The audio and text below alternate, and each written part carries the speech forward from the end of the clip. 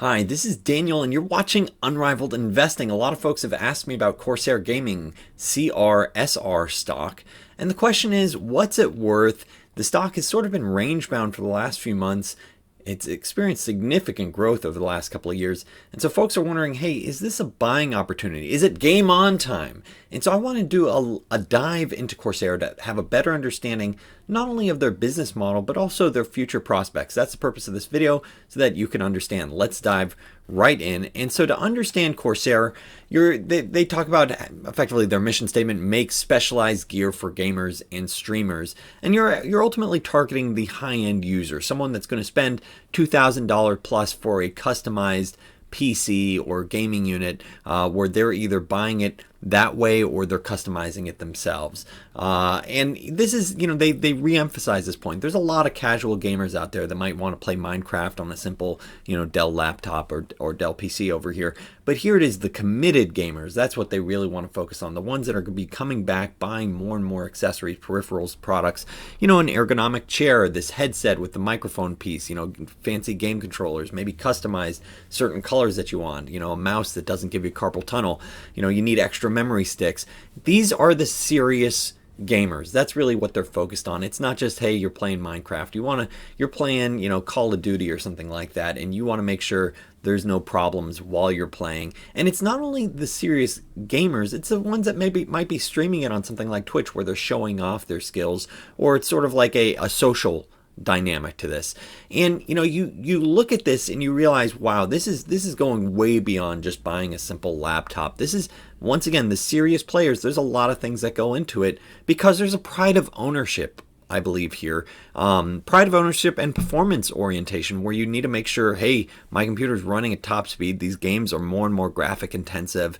You got to make sure your power supply is working. Hey, you might want to customize, a cool looking colorful mouse pad or a mechanical keyboard that clicks extra loud and makes it feel cool while you're using it. Or you might want to have these really cool lights and fans inside your computer. I mean, that's the pride of ownership aspect, where this computer case, studio accessories, headsets, controllers. So you can see why there's an opportunity here for Corsair to sort of get in and sell these incremental products, these incremental peripherals that consumers, these dedicated gamers, will want to have, because it's part of their experience. You want to make sure you have a high-end microphone, while you're working it. Or if you're a streamer, you got to make sure you have these different functionalities like a stream deck to make it work. And so the key point here that they're talking about with gamers is that, look, the gaming market, this is becoming more and more widely acceptable worldwide. 2.6 billion gamers globally in 2019. You get a lot of esports focused. A lot of people are enjoying watching gaming, an increasing amount of people watching esports. A lot of people spending their leisure time with gaming. 12 billion streaming hours watched in 2019. And so you have these growing markets. And not only that, but if you just capture a small fraction of this 2.6 billion gamers, if you capture, let's say, a few million that's willing to spend some real bucks, that can translate into a really large business, or a really large economics, potentially attractive end markets for Corsair. So that's really what we're talking about here. Is there enough of a fraction of this 2.6 billion global gamers that could translate into juicy economics for Corsair? And so what's the business model? How should we understand this? Because, we're at this point, we've talked about, they're selling effectively to these dedicated gamers. And so the way they break it out is there's actually all these different end markets in which they sell into, and you can see how they're ranked based on sort of these two different categories. So there's the gamer and creator peripherals, whether or not it's keyboards, mice, headsets, streaming peripherals, performance controllers, or gaming components and systems such as memory cases, power supply units, and cooling solutions. So broadly, the creator and the peripherals, they're not number one here. They're number two at best, then 3 and 4, and for mice and headsets, and they show who they're competing against. So there's a lot of other players in this market space, clearly not unrivaled. And regular viewers know the unrivaled framework, that's how I look at all investments, because if you're unrivaled, it means you have a right to win. You're doing something different, you're doing something special, where consumers want to go back to you because you have something unique. And so if you have something that's a super strong value proposition, maybe it's a low cost advantage or a network effect, something special. Oftentimes people think of these as competitive advantages. When you have an unrivaled value proposition, it gives you the right to win longer term. And if you have that right to win, that means you're going to have revenue growth, sales growth, profit growth. And if you have that, that's ultimately what drives long-term shareholder returns. That's ultimately what drives juicy returns. So that's what I want to see. Let's understand, okay, let's start with this unrivaled component, unrivaled yes or no. If not, it makes it harder for me to underwrite that case of like, hey, gung-ho, this is going to be great. So is it game on for Corsair? When I'm looking at this and I see that it's not unrivaled and that they're at best number 2 for several of these categories, it does make me a little concerned. That said, we'll dive into this in a second to see how much of this business is actually really at risk. But then looking at their gaming components and systems, that's really where they bring it home, where they're saying, hey, we're either the number 1 player in memory, power supply units, cooling solutions. And so this does strike me as super interesting, and they reinforce this point saying, hey, we are really strong in these categories because we also have pricing power, effectively, where they talk about how Corsair's leadership commands a price premium against other brands. And this is really critical, because this means whether or not you're a price taker or a price giver. And when you're unrivaled or you have a really strong value proposition, that means you can effectively raise prices or sell at a premium relative to other players. And so the way they break this out, cooling solutions, 73% premium to other brands, computer cases, 42%, power supply units, 32%, high performance memory, 8%. This makes me think the memory argument is kind of nonsense. That's not really a significant premium, but these are real premiums. And so whether or not it's sort of form, function, or just aesthetic, where people are looking at it and saying, hey, I like how this case looks, or I like this cooling solution, it looks cool, or it just makes my setup work better. So it's either the aesthetic or function. Either way, it's resulting in people willing to pay more. So they're doing something special there. And the reason why this is important to note is if you look at, a perfect case study is See's Candy, one of Berkshire Hathaway's investments, where they're effectively selling a similar amount of pounds of chocolate each year. And their real beautiful power comes from the fact that it's a brand and they can raise prices, let's say 3, 4, 5% each year. Because if your costs stay the same and you can raise prices 5% each year, even if volumes are flat, that can be a very attractive business model over time. And so that's the challenge here is, well, wait a second. How many of these segments do you actually have pricing power on over time? And what they're effectively saying is, hey, we've got a couple of things here that we've done special. We might be unrivaled. We might stand out here with cooling solutions, computer cases, and power supply units for this subsegment within gaming. Really, we can command a premium. Everything else, it's sort of you're fighting in the trenches here. So everything else, it's in the trenches. Here you have a premium. And so now let's actually dive a little deeper to understand, okay, so how much are these things contributing to the business model? Because that's how you need to think about this business. And so they break it out. So you have gamer and creator peripherals, which I just mentioned. They break up the gaming components and system segment into memory products and other component products. So the way to think about it is they break this up between memory and then the cases, power supply units, and cooling solutions. And so you can see that actually memory products is by far the number 1 revenue source each year, which is pretty interesting. Yet memory products are also the smallest margin contributor, at least in 2020. Now this is a little bit of a red flag for me, because memory products, I'm thinking, hey, they already confirmed it's only an 8% markup versus the market, and their margins on this have gone up significantly over the last 2 years, from 12% to 20%. And I'm wondering how much of this is a function of maybe a shortage of memory. There's certainly been some concerns about that. And how much is it they're doing something special? And the fact that they confirm, it's just an 8% markup versus the market, I'm a little concerned that this might be broader macro dynamics that have led to that margin gain? And what if you actually have these margins contract back to where they were in 2018 from 12% to 20%? You've clearly gotten a COVID bump, because COVID not only benefits the demand, the revenue, but also when you have that demand, you also don't need to run as many promotions, as many discounts. So that's also going to juice your margins. So that, that is an element to be wary of. But other than that, sort of seeing this disconnect between the margin profile for memory products, which is the number one revenue driver, versus actual profit contributor, you see it's almost evenly split between gamer and creator peripherals and versus other component products. You're talking about 20 to 30% gross margins. And either way, as I'm looking at this,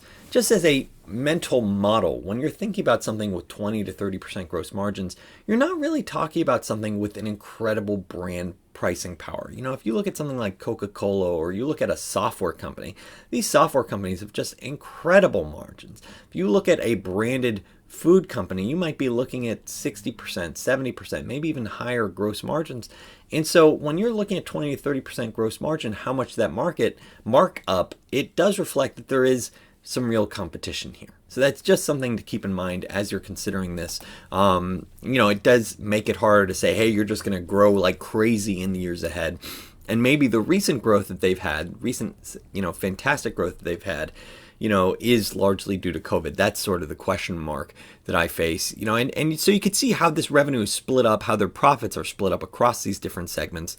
And so looking at their business, 17% growth in 2019, 55% revenue growth in 2020. They do make a point that this is not presented on a pro forma basis for Corsair's acquisition. So this is a business model based on constantly acquiring new little sub products that sort of fit into their portfolio. So we could say, hey, maybe when we want to offer this, we want to offer this service now. You want to learn how to train to become a better gamer? Yeah, we have this little this ninja, platform where you can learn how to become, a better gamer. So things like that. They're constantly acquiring these one-off companies that fit into their broader portfolio of the dedicated gamer. And so you look at this results. I don't like the fact that it's not presented on a pro forma basis, because that would say, hey, let's layer in these acquisitions here so you could see their actual organic growth. This is the growth that benefited from making their acquisitions versus their organic growth. And so clearly benefited from acquisitions, because they talked about the Elgato acquisition in 2018, Origin and SCUF in 2019. And so, you're looking at these different components, and, clearly COVID played a role in 2020. No question about that. And if you're looking at 2019, you're wondering, well, wait a second, is this more along the lines of what the long-term growth rate looks like of, let's say, a teens rate level of growth? It's something to think about. And so what about valuation? How should we think about that? And this is, quick, a 10-second plug, if you will. If this is your first time tuning in, my name is Daniel. You're watching Unrivaled Investing, no hype mission focused channel, trying to find you exceptional companies and unrivaled investments. If you enjoy videos like this, trying to find potential multi-baggers, make a point of subscribing. If you're already a subscriber, I do appreciate that thumbs up. And if you want to follow my personal journey, go to unrivaledinvesting.com, click on journey. First week of the month, I call out my full portfolio. Once a month, I call out a potential multi-bagger, type of stock where I like the risk reward, or I think there's at least, potentially hundreds or even thousands % upside over time. So that's at unrivaledinvesting.com. We're also building a dedicated community, and there's a lot of exclusive content just for journey subscribers that you can go to, that you can see at unrivaledinvesting.com. So let's dive more into Corsair, so that way you could actually understand what's going on here. And so what, in terms of understanding this valuation, so they recently bumped their guidance for 2021 to around, from 1.8 to 1.95 billion in revenue to 1.9 to 2.1 billion in revenue. And they also, they bumped up their operating profit. So either way, as you're looking at this, you're really talking about 18%, around 18% revenue growth and about 20% operating profit growth, which is nice. These are nice figures to see. I mean, seeing about 20% growth across the board for top line and profit, those are nice things to see. The question is, how much is that already baked into the stock price? You can see the stock price has been pretty flat for the last few months, for the better part of this year. Now it's around the lows for the year. And the current price implies around a $3.2 billion market cap. This is around $32 a share. And this is against, I would say, pro forma earnings of around $190 million. So this is around a high teens multiple. So the question is, is that a reasonable multiple? Given, hey, you're growing 15, 20% this year, and you'd think, well, wait a second, 15, 20 times for a company that's growing, high teens, this might even be cheap. And that's the initial case. It's like, hey, maybe this is a buying opportunity. Clearly, there's been cases where people have gotten excited and it's gotten bid up. I have some reservations. Let me talk about that quickly here, which is that the reason why I have some reservations about it, and I'd love to hear your thoughts, so leave a comment below, is that most of these sales, you buy a fancy mouse, you buy a nice chair, you buy a mechanical keyboard, you're buying the memory for your computer. Most of these are effectively one-time sales. You're not looking to do it every month. You're not looking to do it every year. Ideally, if you do have to do it every year, you're probably going to get disappointed with their product because you're saying, well, wait a second, this is such a shoddy product. I have to rebuy the mouse each year. So the lifetime value of these things, these things are going to last a long time. And so that creates the problem of, wait a second, what's your revenue going to look like next year? And I did an exclusive video about how to value stocks for Journey subscribers, but the key comment from that so if you want to learn more, go to that video. But the key comment from that's worth thinking about is the most of your value when you're looking at a stock that's valued, let's say in a teens multiple, most of your value needs to come from future growth, from growth, let's say in years 3 to 5. And when you're looking at a business that's selling these goods, that's mostly one-time sales, it does create a challenge. Now, the challenge can be overcome if you're effectively selling more and more into a larger and larger marketplace. And so, for example, now, let's do an example with, thinking about the economics here. So they're saying $2 billion in revenue in 2021. That's what they're guiding to. And let's do a back of the envelope. Like this could be completely off, but let's do a back of the envelope, just sort of mental thought exercise here to understand the challenge that they face. So right now, if let's say the average, because they talk about this $2,000 price point, like gamers that are willing to spend $2,000 plus on their gaming rig, on their gaming setup. So let's say you're spending $2,000. So their average revenue per user is $2,000. I bet it's actually lower than that, but let's say it's about $2,000 for their $2 billion in revenue. So that implies about 1 million new buyers that need to step up. And keep in mind, these buyers, they may not come back to Corsair in several years from now. They want to get the PC that's perfect, the setup for them right now. They're buying everything they want right now. They're spending that amount. And so you got 1 million users. So that means next year, you're going to find at least 1 million users, new people that want to buy this setup just to stay flat. And if you want to grow, let's say double over the next 5 years, and you want to grow at a good rate and go from 1 million people that are buying and spending $2,000, that gets to this $2 billion in revenue. So you want to get to that 4 billion. So you're going to need to effectively double that amount of users that are willing to pay this amount. And so this creates a challenge of like, okay, are you going to be able to find a base of new users each year and grow that amount? And the challenge with that is when you have business models that are driven off of effectively one-time sales, your revenue growth from year to year can change dramatically. Like one year you might be growing 20%, and then the next year it's like, you know what, the new buyers just didn't step up. A lot of people are happy with the computer rigs they have at home. They don't need that new camera or lighting or some sort of peripheral good. And that's the challenge with these types of business models. That's why almost my entire portfolio I'm thinking about is recurring revenue driven. It's either, some sort of like platform where if it's a merchant or a buyer that goes to the platform and they're buying and selling each month. Hey, I'm happy to buy these goods from here. It's a good deal. And then the platform makes money each month. You get this recurring revenue. So recurring revenue business models should have a much higher valuation than something like this, which is trickier and sort of is a one-off sale. There's additional complexity here as well because about 1 out of 4 sales here for Corsair effectively go through Amazon, which also in my opinion, makes it even tougher for them to be unrivaled, because when you're on Amazon, you're looking for the best deal you can. You're not necessarily saying, hey, I want to find those Corsair goods. You would buy Corsair because, hey, maybe it stood out on Amazon, but at the end of the day, if 1 in 4 purchases are on the Amazon platform, it does reinforce the idea that Corsair doesn't really have that dramatic value proposition, because otherwise the viewers, the consumers, would go straight to Corsair. So that's the challenge I have with this. That said, there are some business models that I do find, have compelling valuation, have that compelling recurring revenue element. I've talked about Alibaba several times, and that's honestly, that's a company, in full disclosure, I do own, and I think it has an attractive risk reward. The valuation for Alibaba is just, I'd say, a slight premium relative to Corsair, yet it's growing faster, and I'd say it has those growth prospects that are better than effectively a one-time sale business model.